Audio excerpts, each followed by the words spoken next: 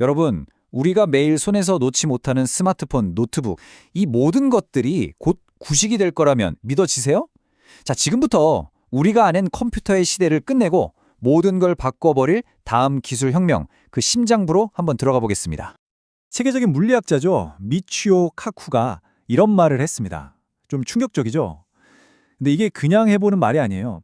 우리가 지금 얼마나 엄청난 변화의 바로 앞에 서 있는지를 딱 보여주는 그런 선언 같은 겁니다. 네, 수십 년 동안 우리 세상을 이끌어온 이 디지털 엔진이 멈춘다면 그 다음은 뭘까요? 오늘 이야기해볼 주제가 바로 이겁니다.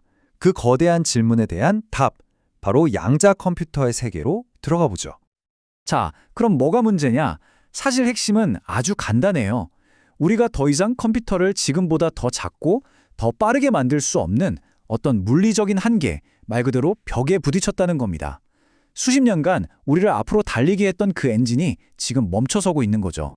아마 들어보셨을 거예요. 무어의 법칙. 이게 뭐냐면 컴퓨터 성능이 한 18개월마다 2배씩 좋아진다는 건데요. 우리가 매년 새로운 스마트폰이 나올 때마다 와, 엄청 빨라졌다 하고 감탄했던 거, 그게 다 이 법칙 덕분이었습니다. 그런데 바로 그 놀라운 성장의 시대가 이제 끝나가고 있다는 거죠. 자, 이게 어떻게 된 일이냐면요. 반도체 안에 있는 트랜지스터를 계속 작게 더 작게 만들잖아요. 그러다 이게 원자 한 5개 정도 크기까지 좁아지면 갑자기 전자가 말을 안 듣기 시작해요. 정해진 길로 가야 하는데 그냥 담을 넘어버리듯 옆길로 뿅 하고 순간이동을 해버리는 거죠. 이게 바로 합선, 즉 쇼트를 일으키는 겁니다. 결국 더 이상 작게 만드는 게 의미가 없어지면서 무어의 법칙이 무너지는 거죠. 이게 지금 우리가 마주한 거대한 벽의 정체입니다. 그럼 이 벽을 어떻게 넘을 수 있을까요? 답은 아예 판을 새로 짜는 겁니다. 기존의 규칙을 그냥 버리는 거죠. 트랜지스터 같은 걸로 계산하는 게 아니라 이 세상 모든 물질을 이루는 가장 기본 단위, 바로 원자 그 자체로 계산을 해버리는 거예요. 이게 얼마나 다른 거냐면요. 지금 우리가 쓰는 디지털 컴퓨터는 스위치 같은 거예요. 켜지거나 1, 꺼지거나 0. 딱 둘 중 하나죠. 이걸 비트라고 하고요. 근데 양자 컴퓨터는 켜져 있는 동시에 꺼져 있을 수도 있고 그 사이의 모든 상태를 한꺼번에 가질 수 있어요. 이게 말이 되나 싶죠? 바로 이 점 때문에 계산 능력이 그냥 차원이 달라지는 겁니다. 비교가 안 될 정도로요. 네, 맞아요. 동시에 여러 상태에 있다니. 이거 완전 마블 영화에나 나오는 설정 같잖아요. 닥터 스트레인지 같은. 근데요, 놀랍게도 사실은 마블이 양자 물리학에서 이 아이디어를 가져간 겁니다. 이게 공상과학이 아니라 진짜 과학이라는 거죠. 아주 작은 세계에서는 이런 이상한 일들이 실제로 벌어지고 양자 컴퓨터는 바로 그 기묘한 현실의 법칙을 이용해서 말 그대로 상상을 초월하는 계산을 해내는 겁니다. 자, 그럼 이제부터가 진짜 재밌는 부분입니다. 이렇게 어마어마한 계산 능력으로 대체 뭘 할 수 있을까요? 한마디로 인류가 지금까지 풀지 못했던 가장 어려운 문제들을 풀 수 있는 만능 열쇠를 손에 쥐게 되는 겁니다. 예를 들면요, 의학, 에너지, 식량, 인류의 생존이랑 관련된 거의 모든 분야에서 말 그대로 게임의 판도가 바뀝니다. 몇 가지만 빠르게 한번 짚어볼게요. 먼저 의학. 알츠하이머나 암 같은 난치병들 있잖아요. 지금까지는 신약을 개발하려면 수많은 물질을 일일이 실험해봐야 했죠. 근데 양자 컴퓨터는 아예 질병을 일으키는 분자 구조 자체를 컴퓨터 안에 그대로 복제해서 시뮬레이션을 돌릴 수 있어요. 그러니까 수십 년 걸릴 신약 개발을 며칠 만에 끝내버릴 수도 있다는 겁니다. 다음은 에너지.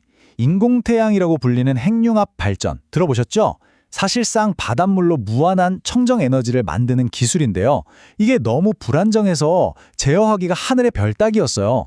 근데 양자 컴퓨터가 이 복잡하기 짝이 없는 반응을 완벽하게 계산해서 안정시킬 수 있다면 말 그대로 에너지 걱정 없는 세상이 열리는 거죠. 그리고 식량 문제. 지금 우리가 쓰는 비료는 엄청난 에너지를 써서 만들거든요. 그런데 사실 공기 중에 널린 게 질소인데 이걸 비료로 바꾸는 자연의 방식은 너무 복잡해서 인간이 흉내를 못 냈어요. 양자 컴퓨터가 이 비밀을 풀어준다면 이건 말 그대로 제2의 녹색 혁명입니다. 훨씬 적은 에너지로 전 세계를 먹여 살릴 수 있게 되는 거예요. 하지만 이렇게 뭐든지 다 할 수 있을 것 같은 엄청난 힘에는 당연히 어두운 면도 있겠죠.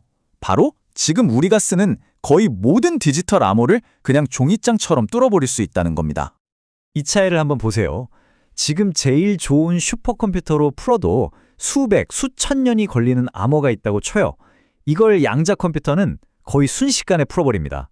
그냥 몇 초, 몇 분만 해요. 이게 얼마나 무서운 힘인지 감이 오시나요? 이건 그냥 기술 문제가 아니에요.